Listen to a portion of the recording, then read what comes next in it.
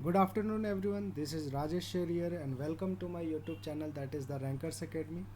आज के वीडियो में हम लोग class 12th JAC board and CBSE दोनों जो कि नेक्स्ट ईयर में एग्ज़ाम देने वाला है दैट इज़ 2021 में जो जैक बोर्ड और सीबीएसई के क्लास 12th के एग्ज़ाम देने वाले हैं उसके सारे इम्पॉर्टेंट जो भी फिजिक्स केमिस्ट्री एंड मैथ्स के कंसेप्ट है वो इस हम लोग क्रैश कोर्स की सीरीज में देखेंगे।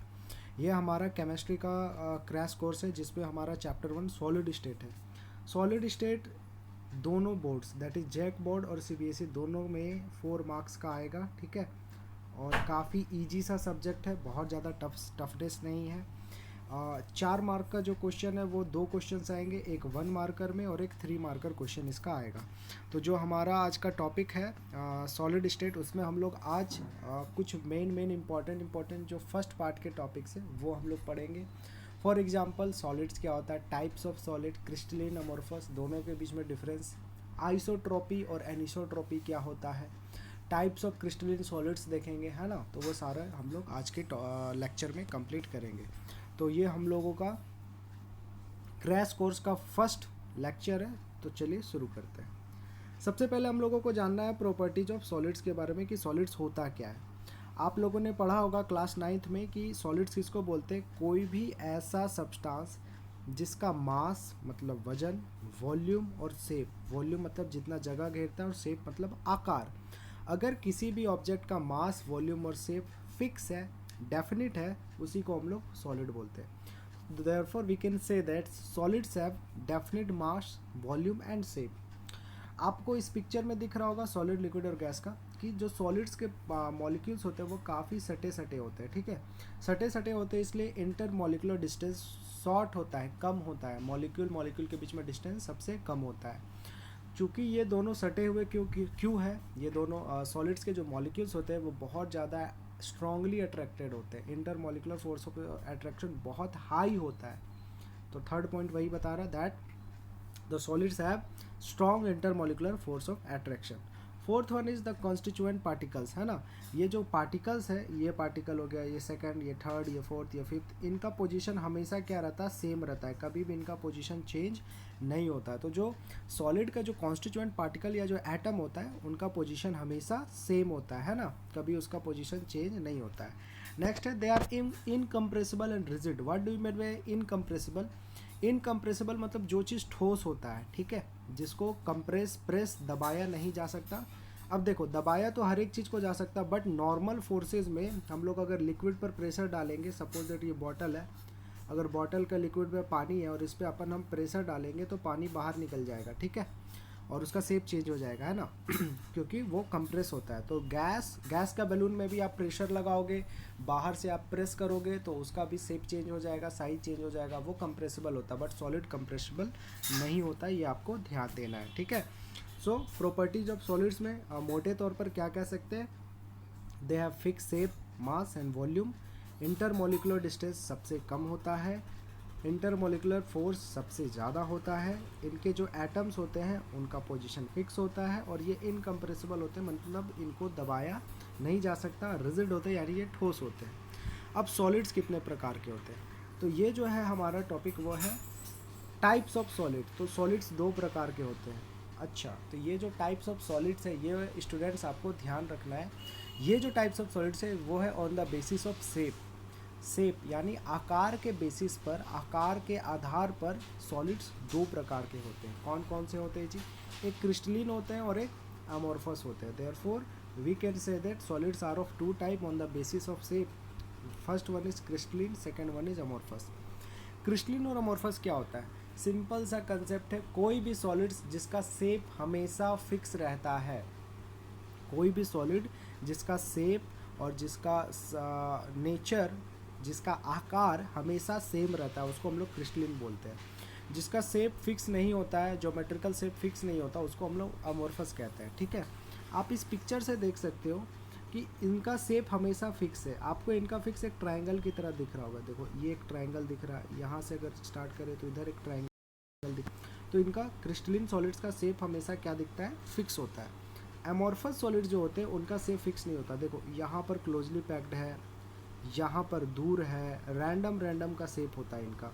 लेकिन हमेशा ध्यान रखिएगा क्रिस्टलिन का हमेशा शेप कैसा होता है, एक फिक्स ज्योमेट्री का होता है, या तो वो ट्रायंगल बनाता है, या तो वो स्क्वायर बनाता है, या हेक्सागन बनाता है, ये आपको ध्यान रखना है। तो क्रिस्टलिन और अमोर्फस का ये आपको पिक्चर दिख रहा है। इस पिक्चर में जो तीनों एग्जाम्पल है वो किसका है, अमोर्फस का है, ग्लास और रबर। ठीक है, ग्लास और रबर। ग्लास हम लोग जानते हैं कि ग्लास जो है वो उसका शेप फिक्स नहीं होता, रबर का भी शेप फिक्स नहीं होता, उसको हम लोग खींच करके बड़ा छोटा कर सकते हैं। Therefore glass and rubber all are example of amorphous solid. आप इस पिक्चर में भी देख सकते हो कि ये जो ग्लास का जो ये पिक्चर है, इसमें देखो क्या क्या दिख रहा है। यहाँ पर एक तुमको हेक्सागन टाइप में दिख रहा है, हाँ, यहाँ पर तुमको ज़्यादा बड़ा दिख रहा है होल, यहाँ पर छोटा दिख रहा है, यहाँ पर डिस्टेंस कम है, मतलब फिक्स शेप नहीं है। तो that solid which do not have a fix shape are known as amorphous, और जिसका फिक्स होता है उसको हम लोग क्रिस्टलिन बोलते हैं। ठीक है, तो अब हम लोग क्या पढ़ेंगे, types of solids on the basis of shape. Shape के हिसाब से सॉलिड्स कितने प्रकार के होते हैं। There are two types of solids on the basis of shape. First one is the crystalline solid and the second one is amorphous solid. Crystalline solid किसको बोलते हैं, ऐसा सॉलिड जिसका शेप हमेशा क्या होता है, फिक्स होता है, they have fixed geometrical shape. Amorphous का कभी भी शेप फिक्स नहीं होता, अभी हमने पीछे देखा। अच्छा, चूंकि इनका शेप फिक्स होता है और इनके पार्टिकल्स स्ट्रांगली अट्रैक्टेड होते हैं, इसलिए इनका मेल्टिंग और बॉइलिंग पॉइंट हाई होता है और इनका मेल्टिंग और बॉइलिंग पॉइंट लो होता है। ठीक है, थर्ड पॉइंट को थोड़ी देर में डिस्कस करेंगे। They are long range order solids, they are short range order solid. Long range order solids का मतलब क्या हुआ कि जब हम लोग क्रिस्टलिन सॉलिड बनाएंगे तो उनका जो शेप है वो ज़्यादा दूरी तक, ज़्यादा रेंज तक हमेशा सेम रहता है।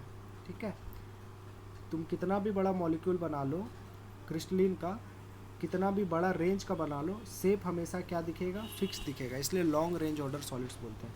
अच्छा, अमोर्फस को शॉर्ट रेंज ऑर्डर सॉलिड क्यों बोलते हैं। अमोर्फस को शॉर्ट रेंज ऑर्डर सॉलिड इसलिए बोला जाता है क्योंकि जो अमोर्फस का शेप होता है, देखो ये शेप, इसमें जो है हेक्सागन सिर्फ यहीं तक दिख रहा है, और चलो ये 3 तक बोल सकते हैं कि ये 3 जो है वहाँ पर एक जैसा दिख रहा, तो यहीं तक इसका रेंज हो गया।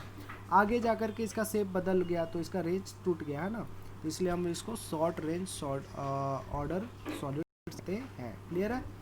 क्रिस्टलिन सॉलिड जो है उनको हम लोग ट्रू सॉलिड कहते हैं, सच्चा सॉलिड कहते हैं, क्योंकि क्रिस्टलिन सॉलिड जो होता है, हाँ, तो हम लोग कहाँ थे, दैट ये जो होते हैं क्रिस्टलिन सॉलिड होते हैं लॉन्ग रेंज ऑर्डर के होते हैं, ये शॉर्ट रेंज ऑर्डर के होते हैं।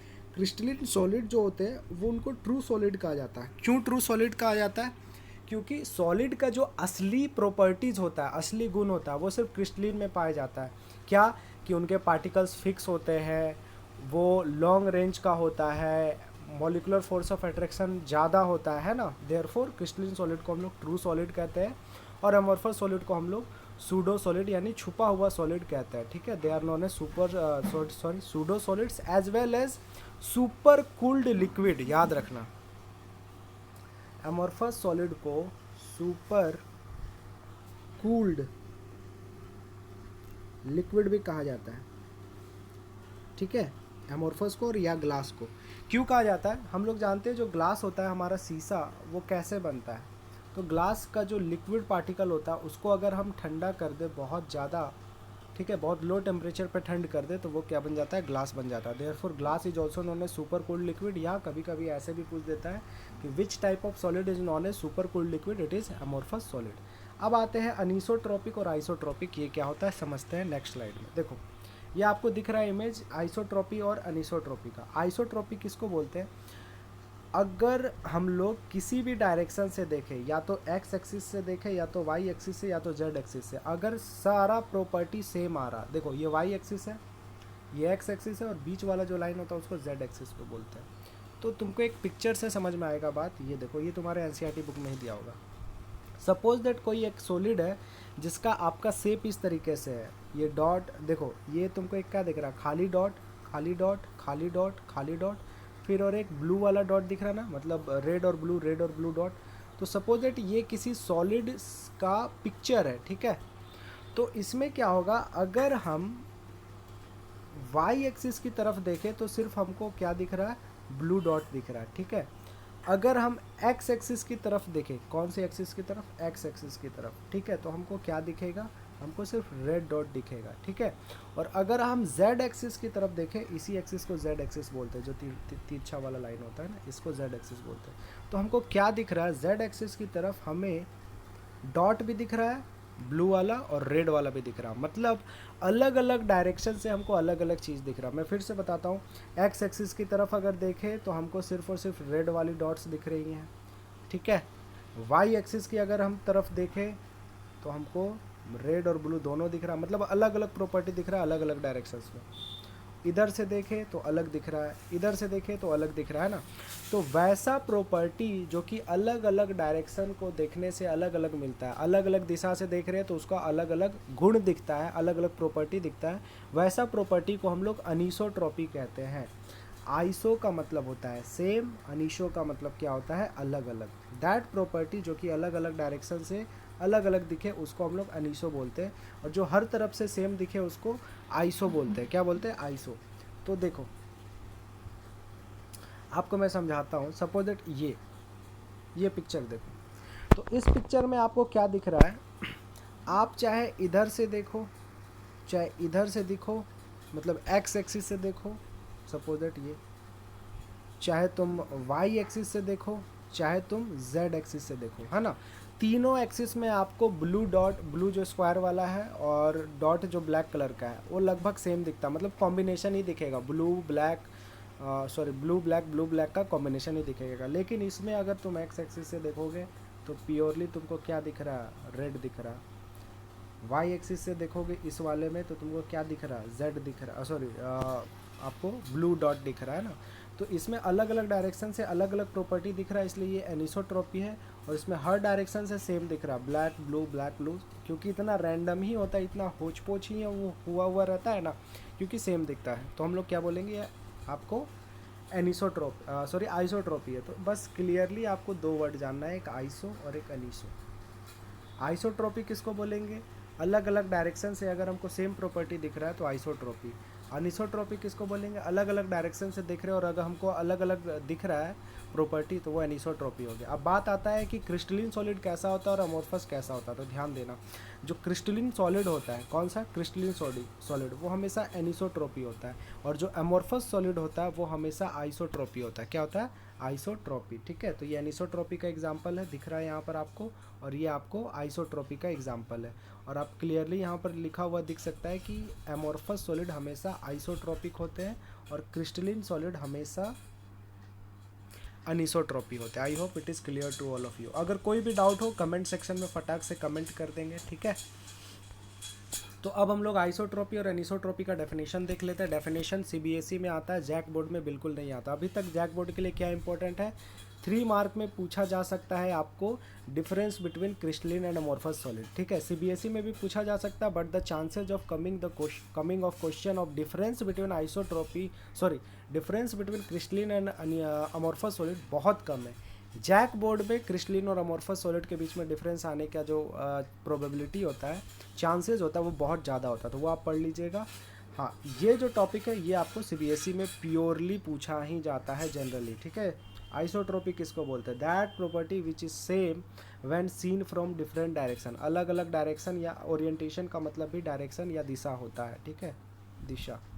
तो अलग अलग डायरेक्शन से अगर देखें और अगर हमको सेम प्रॉपर्टी दिखे तो वो आइसोट्रॉपी होता है। आइसोट्रॉपी कौन शो करता है, अमोर्फस सॉलिड शो करता है। एनिसोट्रॉपी किसको बोलेंगे, that property which is different from different direction. अलग अलग डायरेक्शन से देख रहे हैं और अलग अलग प्रॉपर्टी दिख रहा है, उसको एनिसोट्रॉपी कहते हैं। और क्रिस्टलिन सॉलिड कैसे होते हैं, वो एनिसोट्रॉपिक होते हैं, ठीक है। अब आपको सबसे पहले आता है क्वेश्चंस, कुछ क्वेश्चंस। पहला क्वेश्चन बोल रहा है, पहला question is important for CBSE,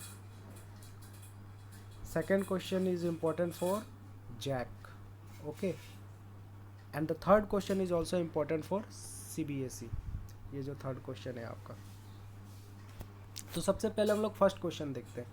first question क्या बोल रहा है, classify the following as amorphous और क्रिस्टलिन सॉलिड। इनमें से कौन अमोर्फस सॉलिड है और कौन क्रिस्टलिन सॉलिड है, ये आपको क्लासिफाई करना। तो देखो हम समझा देते हैं, एक तरफ C लिखते हैं क्रिस्टलिन और एक तरफ A लिखते हैं अमोर्फस।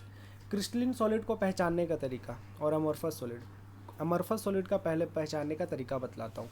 कोई भी सॉलिड जिसका शेप फिक्स नहीं रहता है, कोई भी सॉलिड जिसका शेप फिक्स नहीं रहता, मतलब खींचने तानने से उसका शेप में चेंज हो जाए, जैसे रबड़,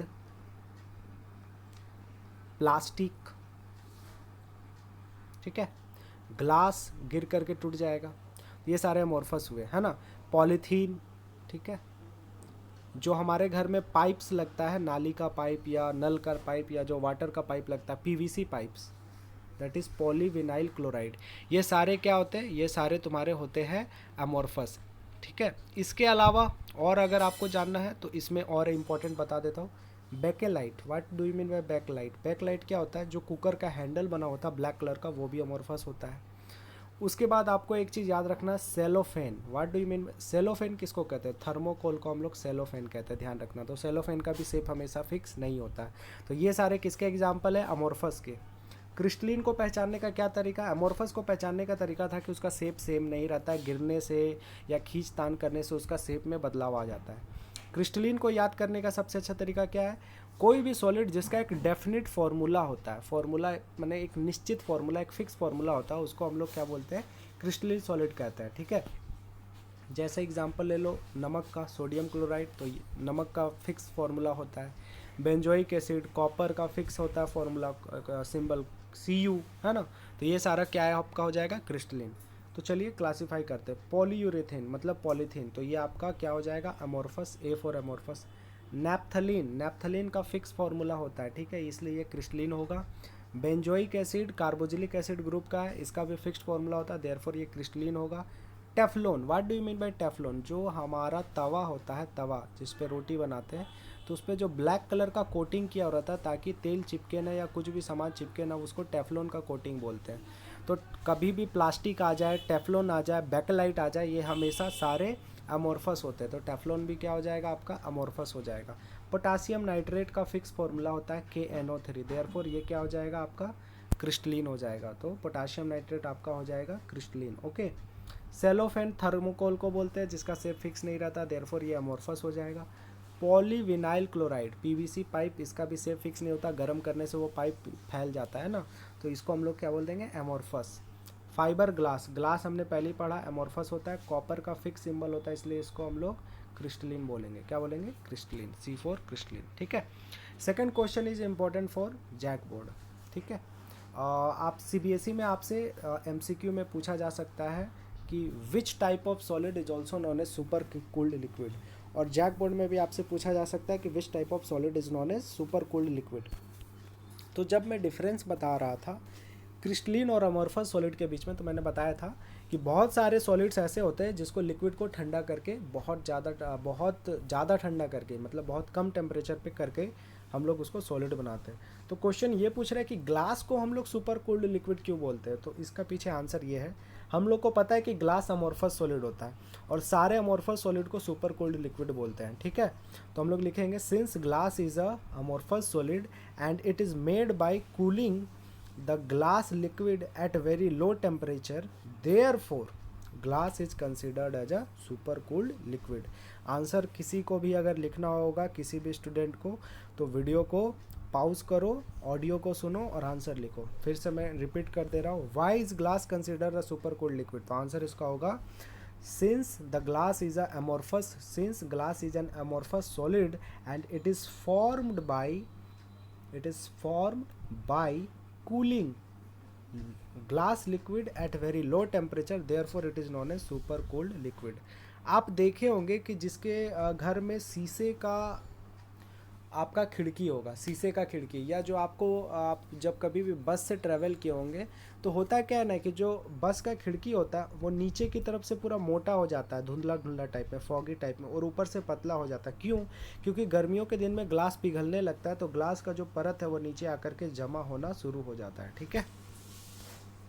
क्वेश्चन नंबर 3 का बोल रहा है, refractive index of a solid is observed to have same value along all the direction, comment upon the nature of the solid and what would it show cleavage property।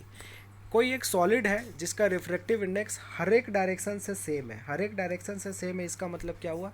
X axis से भी देख रहा था तो refractive index same आ रहा था, Y axis से भी देखा तो रिफ्रैक्टिव इंडेक्स सेम आया, जेड एक्सिस से भी देखा तो रिफ्रैक्टिव इंडेक्स सेम आया। तो आपको इससे क्या पता चल रहा है, वैसा प्रॉपर्टी जो कि अलग हर एक डायरेक्शन से सेम होता है उसको हम लोग क्या बोलते हैं, आइसोट्रोपिक।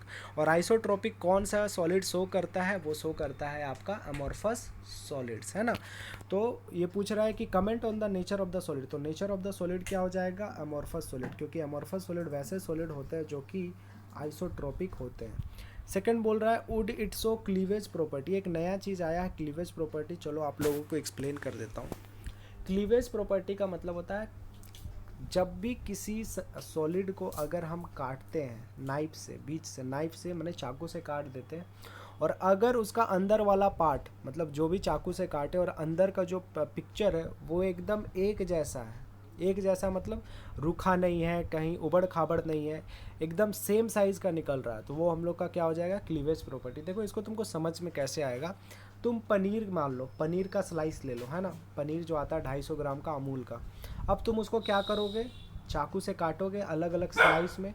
तो जब तुम चाकू से अलग अलग स्लाइस से काटोगे तो जो तुम्हारा शेप आएगा वो एकदम सेम तरीके का आएगा। तो जो शेप अगर सेम तरीके का आएगा तो उसको हम लोग बोलेंगे क्लीवेज प्रॉपर्टी है, इस सॉलिड में क्लीवेज प्रॉपर्टी है, मतलब काटने पर जो भी पार्टिकल्स मिल रहा है उनका शेप लगभग सेम है, ठीक है। लेकिन लेकिन लेकिन लेकिन लेकिन अगर मान लो कि तुम कोयला ले लो, कोल, ठीक है, कोल को जब तुम हथौड़े से तोड़ोगे तो देखोगे कहीं उसका उबड़ खाबड़ है, कहीं अलग प्रकार का उसका मतलब शेप जो है अलग अलग प्रकार में वो टूटेगा, तो उसका क्या बोलेंगे, क्लीवेज प्रॉपर्टी नहीं है।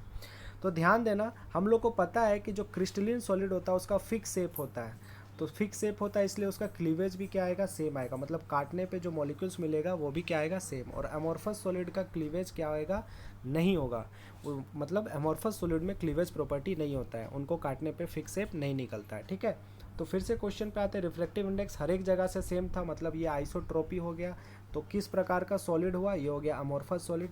क्या amorphous solid cleavage property show करता है, आंसर है नहीं, तो आंसर लिखेंगे no, it does not show cleavage property because amorphous solids वैसे सॉलिड्स होते हैं जिनका शेप फिक्स नहीं होता है। आई होप यहाँ तक कोई भी डाउट नहीं है, कोई भी डाउट हो या कोई भी अभी तक का टॉपिक से आपको किसी भी प्रकार का डाउट हो कमेंट बॉक्स में लिखिए, है ना, आपको सारा सॉल्व हो जाएगा। नेक्स्ट हम लोग देखते हैं क्लासिफिकेशन ऑफ क्रिस्टलिन सॉलिड, ये क्या होता है। तो अभी तक हम लोगों ने देखा कि जो सॉलिड था वो दो प्रकार, ठीक है, हमने अभी तक देखा कि जो सॉलिड था हमारा, सॉलिड SOLID, कलर चेंज कर लेते, दिख नहीं रहा। अभी तक हमने देखा कि जो सॉलिड था वो दो प्रकार का था, on the basis of shape, see मतलब क्रिस्टलिन सॉलिड और ए का मतलब अमॉर्फस सॉलिड। अब हम लोग देख रहे हैं क्रिस्टलिन सॉलिड खुद चार प्रकार में डिवाइडेड है, 4 types, there are 4 types of crystalline solid. कौन सा, पहला होता है मॉलिकुलर, M फॉर मॉलिकुलर, दूसरा होता है ionic solid, I for ionic solid, तीसरा होता है मेटालिक सॉलिड, ठीक है, मेटालिक, और चौथा जो होता है वो होता है कोवेलेंट सॉलिड। क्या होता है, कोवेलेंट सॉलिड, है ना। तो अब हम लोग को इस चैप्टर में बस लास्ट हमको यही देखना है टाइप्स ऑफ सॉलिड में। सॉलिड्स दो प्रकार का, एक क्रिस्टलिन और एक अमॉर्फस, ठीक है। क्रिस्टलिन खुद चार प्रकार का, कौन कौन सा, एक तुम्हारा था मॉलिकुलर, एक तुम्हारा था मेटालिक, एक तुम्हारा था आयोनिक और एक तुम्हारा था कोवेलेंट। अब ये सारे को हम लोग समझेंगे, ये चार्ट आपको तब समझ में आएगा जब चारों का डेफिनेशन, तो पहले डेफिनेशन ही देख लेते हैं। हमने देखा ना कि पहला टाइप कौन था, मॉलिकुलर सॉलिड। तो जो मॉलिकुलर सॉलिड है वो खुद 3 प्रकार में डिवाइडेड है। फिर से फ्लो चार्ट डायग्राम बनाते हैं। सॉलिड दो प्रकार का, क्रिस्टलिन, अमॉर्फस। क्रिस्टलिन 4 प्रकार का, पहला कौन सा, मॉलिकुलर, मॉलिकुलर, दूसरा मेटालिक, METTLIC, तीसरा क्या, चौथा क्या है, कोवेलेंट। मॉलिकुलर खुद 3 प्रकार का, यही हमको पड़ता है ना। पहला होता है पोलर, P फॉर पोलर, दूसरा होता है NP मतलब नॉन पोलर, और तीसरा होता है H बॉन्डिंग मतलब हाइड्रोजन बॉन्डेड मॉलिक्यूल। तो मॉलिकुलर सॉलिड्स खुद 3 प्रकार के हैं, पहला पोलर सॉलिड, दूसरा नॉन पोलर सॉलिड और तीसरा हाइड्रोजन बॉन्डेड मॉलिक्यूल। हम लोग देखते हैं क्या होता है। पोलर सॉलिड वैसा सॉलिड जिसका डाइपोल मोमेंट जीरो नहीं होता। आपने क्लास 12th का फिजिक्स में डाइपोल मोमेंट पढ़ा होगा, यहाँ पर मैं डाइपोल मोमेंट समझा नहीं सकता क्योंकि ये केमिस्ट्री का लेक्चर चल रहा है। तो बस अभी तक ये याद रखिए, डाइपोल मोमेंट को म्यू से डिनोट करते हैं। वैसा सॉलिड जिसका डाइपोल मोमेंट जीरो नहीं है उसको हम लोग पोलर सॉलिड कहेंगे। ठीक है, पोलर सॉलिड्स में हमेशा प्लस माइनस चार्ज होता ही होता है, ये भी चीज़ आपको याद रखना है। तो that solid whose dipole moment is not zero is important, वैसा सॉलिड जिसका डाइपोल मोमेंट जीरो नहीं होता है। अच्छा, पोलर सॉलिड में कौन सा अट्रैक्टिव फोर्स होता है? डाइपोल डाइपोल अट्रैक्टिव फोर्स होता है, ये याद रखना है। एग्जाम्पल कैसे याद रखना है? कोई भी प्लस माइनस वाला कर लो आप, कोई भी ऐसा सॉलिड ले लो जिसमें प्लस भी है और माइनस भी है, तो उसको हम लोग पोलर बोल सकते हैं। तो जैसे HCl, NaCl में Na प्लस और Cl माइनस है ना। आपको एक हिंट ये भी बता देता हूँ, जितने भी आयोनिक सॉलिड होते हैं वो पोलर भी होते हैं, है ना, क्योंकि पोलर में भी प्लस माइनस चार्ज होता है और आयोनिक में भी प्लस माइनस चार्ज होता है। क्लियर है? Polar solids that solids whose dipole moment is not zero.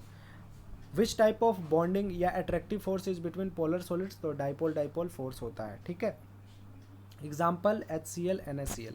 None polar solids किसको बोलेंगे? दैट सॉलिड्स जिसका डाइपोल मोमेंट जीरो होता है उसको हम लोग क्या बोलेंगे? Non polar solids. Non polar solids में कौन सा अट्रैक्टिव फोर्स होता है? Van der Waals force attractive force होता है ना। What do mean by van der Waals force? अगर दो चीज़ एक दूसरे के बीच में कोई प्लस माइनस चार्ज नहीं है फिर भी अट्रैक्शन है तो उसको हम लोग वैन डर वाल फोर्स कहते हैं। ठीक है, थर्ड प्रकार का जो मॉलिकुलर सॉलिड्स होता है उसको हम लोग हाइड्रोजन बॉन्डेड मॉलिक्यूल बोलते हैं। दैट सॉलिड जिसमें हाइड्रोजन बॉन्ड होता है उसी को हम लोग हाइड्रोजन बॉन्डेड मॉलिक्यूल कहते हैं। एग्जांपल आपको याद रख लेना है H2O। तो यहाँ से आपको क्लियर हुआ कि जो मॉलिकुलर सॉलिड है वो खुद तीन प्रकार का है, एक है पोलर, एक है non polar, P for polar, N for non polar, H for hydrogen bonded. Polar किसको बोलेंगे? जिसका डाइपोल मोमेंट जीरो नहीं होता है।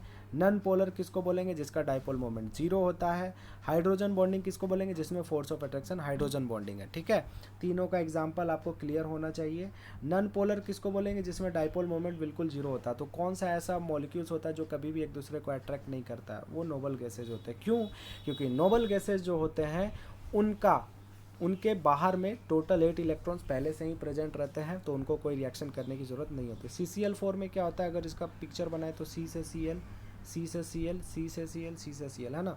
इधर डाइपोल होगा, इधर भी डाइपोल होगा, इधर भी डाइपोल होगा, ठीक है, ऊपर भी डाइपोल होगा, सारा एक दूसरे को कैंसिल करके कट जाता है। मैं अच्छे से इसका पिक्चर बना देता हूँ। ये आपको मैं जब चैप्टर 9 क्लास 12 पढ़ाऊँगा तब भी आपको समझना है ना। CCl4 तो चार तरफ क्लोरीन रहेगा। ठीक है, डाइपोल का आपको बताता हूँ कैसे इमेज बनाया जाता है। तो डाइपोल का जो इमेज बनाया जाता है वो बनाया जाता है कैसे? वो हमेशा होता है from positive to negative. What negative?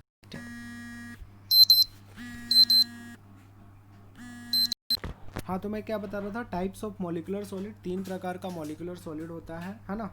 एक होता है पोलर और एक होता है नॉन पोलर और एक होता है तुम्हारा हाइड्रोजन बॉन्डिंग। आई होप तीनों क्लियर है। अब आते हैं हम लोग, देखो अभी तक हमने क्या किया, फिर से क्या पढ़ा, फिर से फ्लो चार्ट से क्लियर कर लेते हैं। क्रिस्टलिन सॉलिड है वो खुद चार प्रकार का होता था। क्रिस्टलिन है ना।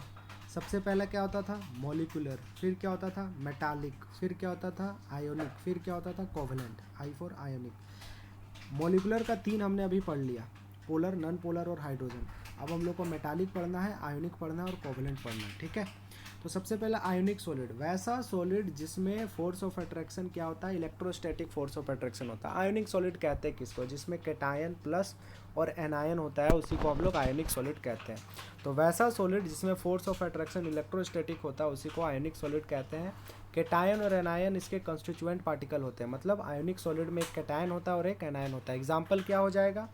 MgCl2 NaClNO, किसी में भी प्लस माइनस वाला ले लो, Na प्लस Cl माइनस, है ना, H प्लस Cl माइनस। ठीक है, Mg2 प्लस और Cl2 माइनस, 2Cl माइनस। तो ये सारे एग्जाम्पल किसके हो जाएंगे? आयोनिक के।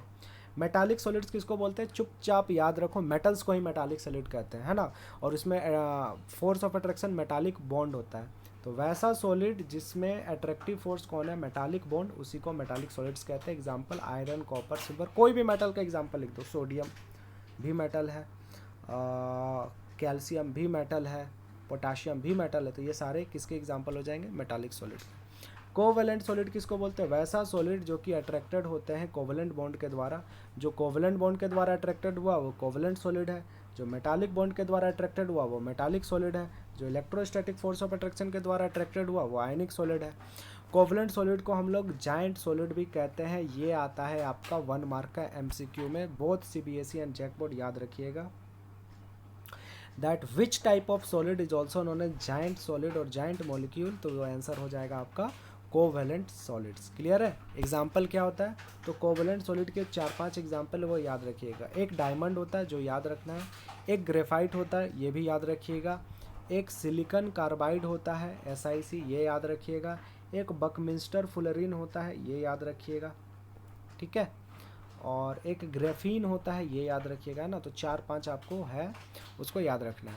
अब बात आता है कि इनको जाइंट मॉलिक्यूल क्यों कहा जाता है। तो देखो आप पिक्चर देखो, फलरीन, तो ये फलरीन में इसका जो ओरिजिनल साइज़ है वो बहुत बड़ा होता है। जाइंट मतलब क्या होता है? राक्षस, यानी जिसका बहुत बिग साइज होता है।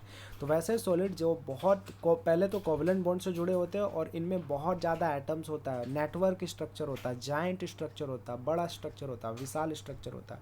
सारे का देखो तुम्हारा स्ट्रक्चर बहुत बड़ा बड़ा है ना। डायमंड हो गया, ग्रेफीन हो गया, ग्रेफाइट हो गया, ठीक है। तो ये सारे कैसे हो गए? कोवेलेंट सॉलिड हो गए, ये आपको याद रखना है, ठीक है। This is from the lecture number 1। I hope सभी को क्लियर है। जैक बोर्ड और सीबीएसई बोर्ड के लिए मैं लास्ट में अभी ही बता देता हूँ क्या इंपॉर्टेंट है। जैक बोर्ड के लिए आपको याद रखना है, पहला difference between crystalline and amorphous, ठीक है। दूसरा आपको याद रखना है कि which is non A super cold liquid, तो आपको वो याद रखना है। तीसरा जो आपको याद रखना है कोवेलेंट सॉलिड्स का एग्जाम्पल, ये याद रखना है, ठीक है। सीबीएसई में क्या है? Difference between crystalline and amorphous तो करना ही करना है। आइसोट्रोपी और एनिसोट्रोपी घोल करके पी जाइए। आइसोट्रोपी और एनिसोट्रोपी दोनों का डेफिनेशन, दोनों का एग्जाम्पल। और आपसे इनडायरेक्ट वे में 1 मार्कर में पूछ सकता है कि वो कौन सा सॉलिड है जिसको सेम प्रॉपर्टी होता है अलग अलग डायरेक्शन से। तो आइसोट्रोपिक, आइसोट्रोपिक कौन सा प्रकार से सॉलिड में होता है? तो वो होता है आपका अमॉर्फस में, ये आपको याद रखना है। अनिसोट्रोपिक किस में होता है? क्रिस्टलीन में होता है ना। आपको फिर एग्जाम्पल्स पूछ सकता है, ध्यान देना। सीबीएसई वाले के लिए एक चार्ट में बना रखा था, इससे आया हुआ है प्रीवियस ईयर क्वेश्चन। क्या पूछ सकता है? आपसे पूछ देगा नॉन पोलर मॉलिक्यूल्स में कौन सा अट्रैक्टिव फोर्स है। तो नॉन पोलर में लंदन फोर्सेज अट्रैक्टिव फोर्स होता है। पोलर में क्या होता है? डाइपोल डाइपोल फोर्स होता है। हाइड्रोजन बॉन्डेड मॉलिक्यूल में अट्रैक्टिव फोर्स क्या होता है? हाइड्रोजन बॉन्डिंग होता है। आयोनिक सॉलिड में क्या होता है? इलेक्ट्रोस्टैटिक फोर्स ऑफ अट्रैक्शन होता है। मेटालिक सॉलिड में कौन सा अट्रैक्टिव फोर्स होता है? Metallic bonding. कोवेलेंट में कोवेलेंट बॉन्डिंग। ये तो क्लियर हो गया। दूसरा आपसे ये पूछा जा सकता है कि जाइंट मॉलिक्यूल या कोवेलेंट नेटवर्क इनमें से कौन कौन है। तो आपको याद रखना है silicon dioxide, carbon, graphite, graphene, Buckminster fullerene, ठीक है। और ये आप बचपन से तो पढ़ते ही आ रहे हैं कि आयोनिक सॉलिड कंडक्टर होता है एक्वस सॉल्यूशन में, पानी में डालने पे, ठीक है। मेटालिक सॉलिड भी कंडक्टर होता है। कोवेलेंट सॉलिड से करंट पास नहीं करता है, इसलिए ये इंसुलेटर होता है। इसके अलावा आपको इस चार्ट में कुछ भी याद नहीं रखना है। अट्रैक्टिव फोर्स याद रखना है, कंडक्टर, इंसुलेटर याद रखना है, बस। That's all from today's lecture. I hope आप सभी को, दोनों बोर्ड्स के स्टूडेंट्स को अच्छा लगा होगा लेक्चर, चाहे वो सीबीएसई के हो चाहे वो जैक बोर्ड के हो। और सबसे पहले एक होमवर्क की तरह ही दे दे रहा हूँ, है ना। आपको कमेंट बॉक्स में बताना है कि इसमें से कौन क्रिस्टलीन है और इसमें से कौन अमॉर्फस है, ठीक है। 5 में दे रहा हूँ, 5 में से आपको बताना है कि इनमें से कौन क्रिस्टलीन है और इनमें से कौन अमॉर्फस है। पहला है सॉल्ट, आपको क्लासिफाई करना है which of them is crystalline and which of them is amorphous.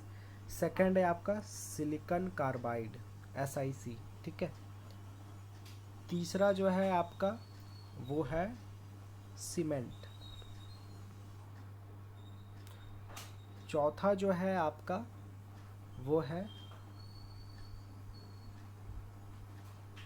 PET, पेट क्या होता है? पॉली इथाइलिन टर्पिथलेट, मतलब जो प्लास्टिक का बॉटल होता है ना उसको हम लोग पेट बोलते हैं। फिफ्थ जो है वो है आपका it is a wire, copper wire, ठीक है। आपको इन पांचों को मतलब क्लासिफाई करना है, ये आपका होमवर्क है। आपको कमेंट बॉक्स में बताना है कि कौन क्रिस्टलीन है और कौन अमॉर्फस है, ठीक है। That's all from today's lecture. I hope आप लोगों को अच्छा लगा होगा, ठीक है। चलिए।